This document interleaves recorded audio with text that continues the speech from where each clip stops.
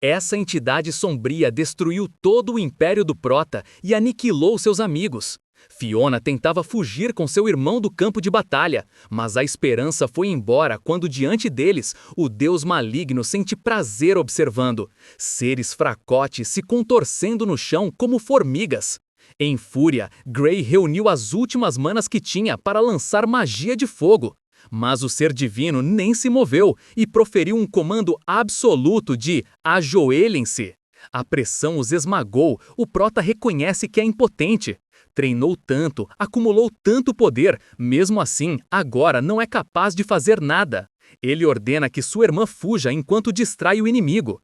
Porém, Fiona, levantando-se com a espada sagrada em mãos, ela não quer fugir e deixar esse ser maligno solto, pois ele destruiria o mundo. Portanto, ela decide que vai selá-lo.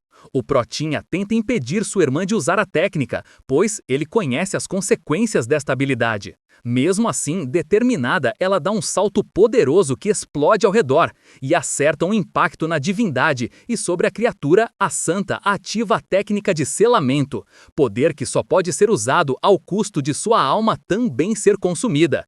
Ela acabou de salvar o mundo da destruição.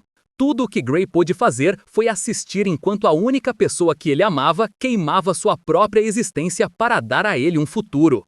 Anos se passaram, o mundo foi salvo. Seguindo a antiga tradição, o herói da salvação, Grey Shepherd, é declarado o 66º imperador, anunciou o bispo, colocando a coroa em sua cabeça, para que todos se curvem diante do imperador.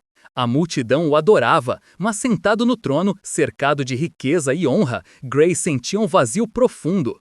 Ele era o único sobrevivente, e agora todo ser vivo neste continente é seu servo leal, mas isso tem algum significado? Se questiona. O real desejo dele era de salvar sua irmã e seus companheiros, e sente que o trono que está sentado foi construído com o sangue deles. Metade da população mundial havia morrido. Sua irmã, que até aquele momento estava ilesa, sacrificou a própria alma. Tal coisa não era uma vitória. O luto se transformou em obsessão. Grey mergulhou nos livros de magia, buscando algo que a ortodoxia não permitia. Deveria haver um jeito, pois ele acumulou muito conhecimento sobre magia durante a sua vida e analisou a última batalha contra o deus maligno. E não se importa se é magia proibida ou necromancia, contanto que possa trazê-la de volta, vai usar com certeza e aplica magia em seu olho. Ele imagina que com esse olho será capaz de trazer a imã de volta. Décadas se passaram e a loucura do imperador tornou-se um segredo aberto. O primeiro-ministro invadiu o quarto por causa dos boatos de que o imperador tinha virado um mago das trevas. Ao olhar para o chão e sentiu nojo e horror, no centro do círculo mágico, uma massa de carne pulsante e distorcida, olhos e bocas aleatórios com vozes chamando pelo irmão. Era um experimento falho, uma tentativa grotesca de reviver Fiona. Esteve testando inúmeras magias proibidas. Mesmo depois de obter o olho do deus maligno, ainda fracassou. Não conseguiu encontrar nenhum fragmento da alma da Fiona. Ele já não sabia mais o que estava fazendo e qual era o propósito. Foi nesse momento que uma fenda se abriu. Uma voz que não pertencente a este mundo pergunta se ele queria a irmã de volta. Mesmo que tenha que jogar fora sua glória ou até perder sua vida, ainda deseja salvar a pessoa que foi mais importante para você? Se estivesse disposto a sacrificar tudo, a voz iria mostrar o caminho.